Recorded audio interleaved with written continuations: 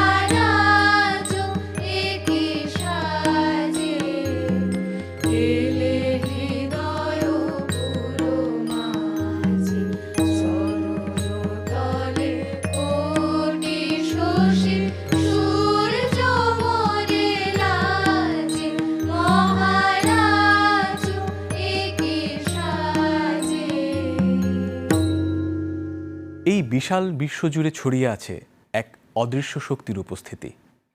আমাদের হৃদয়ের গভীরেও তাঁর আসন বিরাজমান। রবীন্দ্রনাথ এই গানে সেই সর্বব্যাপী ঈশ্বরের অনুভূতির প্রকাশ করেছেন। এ যেন ভক্তির এক গভীর আহ্বান। এবারের নিবেদন ভুবন জোড়া আসনখানি।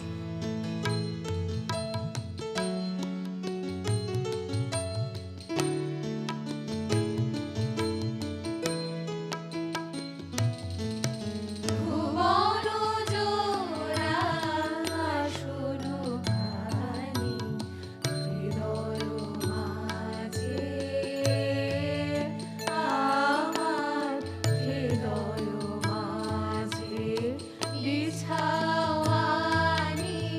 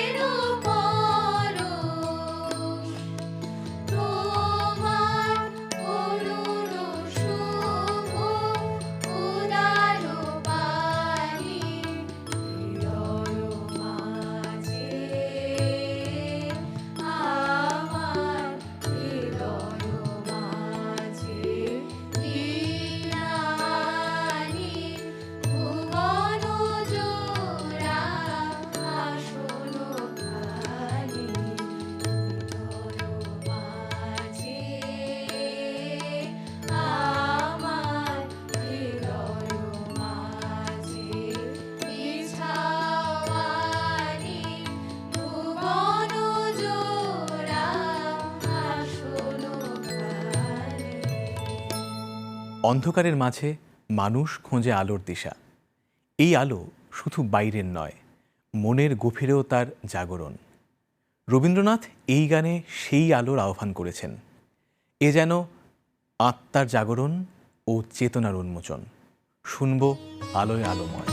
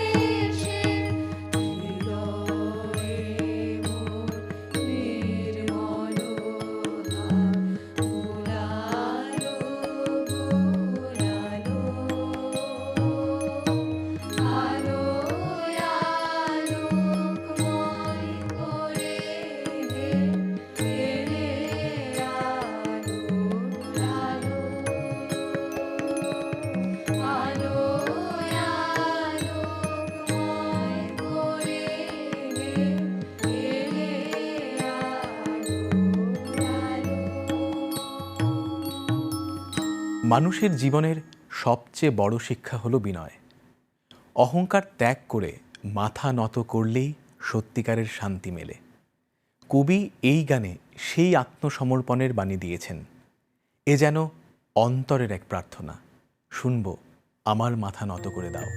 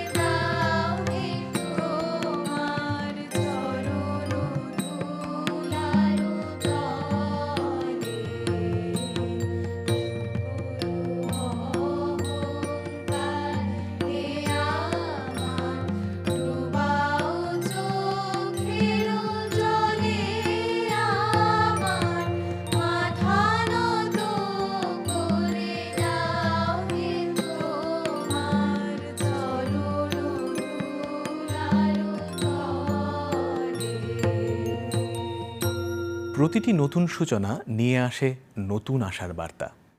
পুরাতনকে বিদায় জানিয়ে আমরা এগিয়ে যাই নতুনের পথে।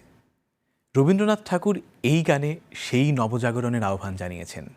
এ যেন জীবনের এক নতুন অধ্যায়ের ডাক।